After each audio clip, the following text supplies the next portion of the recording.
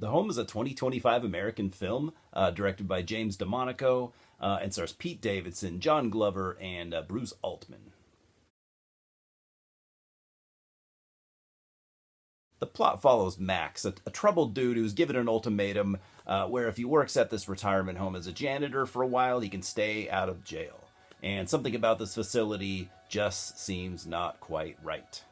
Now, this is another one of those movies that I chose to see strictly because I knew it was horror and I was looking for something to do. You know? Zero expectations, and I went in as positive as I could be. Open mind and all that shit. I mean, I guess I knew two things about it going in, which were Pete Davidson was going to be the lead, and directed by a guy who created The Purge. Also, I've never seen a single Purge movie. And let me know if I should, by the way. The Purge has always been one of those series to me that just seems all over the place as far as its fan base. I know some people that really, really love it, and I know some people that are like, it's all trash. So, I mean, the concept of the first Purge movie really appealed to me. I just never took the plunge. So let me know. Should I watch any of the Purge movies, or should I just steer clear? And so I've never really been big on Pete Davidson either. But I don't really dislike the dude. I mean, I appreciate his kind of nice guy approach that he seems to have. He does Taco Bell commercials and bangs Kim Kardashian. Interesting dude, I guess. His acting here, though, I mean, kind of sucks. I gotta be honest. Passable, but leaves a lot to be desired, especially considering he's in pretty much every single scene. So Max grew up in a very loving foster home where he formed a strong bond with his, adopted older brother, who died shortly after leaving for college one year. And Max kind of just was never really able to bounce back, never able to move past that. And after yet another run-in with the law, he's able to dodge, jail time, by basically doing community service in the form of working at this retirement home, courtesy of his adopted dad having some connections. Max is a pretty good guy, and I can relate to him a little bit. And, the reason his life hasn't completely fallen apart is because people know that he has potential to be better. So he gets to the retirement facility and everything seems pretty much fine. Everybody's super nice.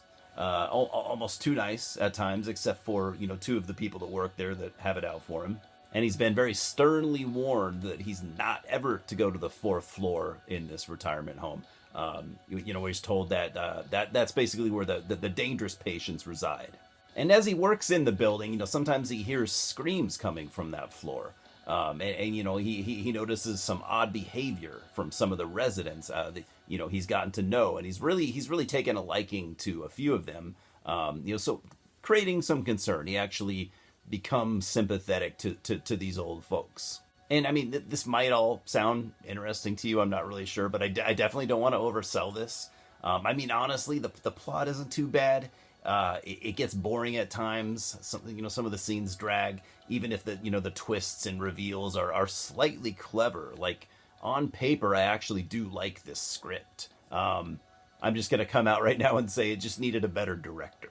And I did remember, thinking in the theater that I felt like the runtime was literally at least a half hour longer than it actually was. The acting was overall solid. I mean, John Glover, of course, is great. And some of the other older actors here are really good. But I did find the lack of interesting characters kind of, it weighed down the story. And while I was getting through the second act, I was starting to hope for a payoff. Like, I'm really not enjoying this movie, but I hope it pays off in the end. And I do believe that they wanted to give that to us. But then it goes into this wacky, so bad it's good territory. And it's not really that surprising at that point. So I'm going to be kind of vague, but it really started to give me, oddly enough, because I didn't see this coming, but it started to give me these H.P. Lovecraft vibes. And I do suspect that was intentional. But as a fan of H.P. Lovecraft's writing, this wasn't enough to save this film for me. A few tweaks here and there, and I think it could have been a really cool movie. Like I said, on paper, I like the plot. But it's the way that it was executed, and I don't know. I can't really recommend this to anyone, which is a bummer because most of the horror I've seen lately has been really, really lame. Definitely go see Together for a way, way better movie, and still in the H.P. Lovecraft vein, and a lot more than this movie. The script was mediocre, especially the dialogue.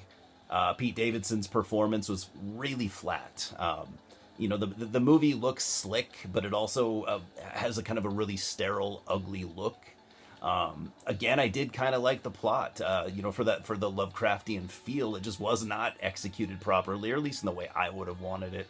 To really get the proper Lovecraftian vibe.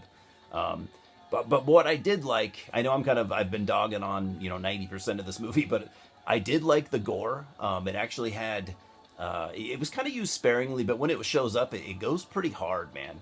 And it looked to be almost completely practical and good gore effects too, which was made this feel really uneven for me because I almost found it weird to enjoy any parts of this movie. But I do definitely have to give it credit for the good gore effects. I'm giving The Home a 5 out of 10, other than, like I said, the H.P. Lovecraft comparison. And this might be a stretch, but I think that it was possibly, this movie was an allegory for the boomer generation screwing over every generation that came after. This isn't my opinion necessarily. I'm just saying that's kind of what I felt. Kind of selfishly sucking the life out of the rest of us to ensure that they were taken care of.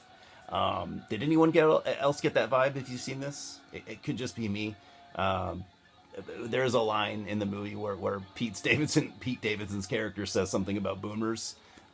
Anyways, that's kind of all I got. That probably not deep enough. But also, what about that ending? If you've seen it, the ending I found to be very inconsistent. Yet it was totally out of left field and almost too little too late, but it was a fun scene. I know a lot of people are talking about that. Lots of blood and gore and stuff. So a boring movie that culminates in this wacky kind of fun ending. And again, good practical gore effects. And I do like the script, other than the dialogue and the way everything was executed, but I'm just repeating myself at this point. Again, yeah, can't really recommend this to anybody unless you really just don't have anything better to do and you've seen everything else. Cheers, guys, and I'll see you at the multiplex.